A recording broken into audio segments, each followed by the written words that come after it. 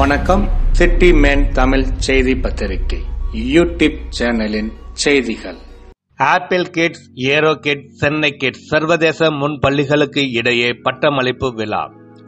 வடசென்னை திருவொற்றியூர் பகுதியில் செயல்பட்டு வரும் Apple Kids, Aero Kids, Chennai Kids சர்வதேச முன் பள்ளிகளுக்கு இடையே பயிலும் குழந்தைகளுக்கு 2023-2024 பட்டமளிக்கும் விழா 16/3/2024 அன்று மாலை திருவொற்றியூர் ஸ்ரீ சத்யசாய் வித்யா விகார் பள்ளியில் நடைபெற்றது.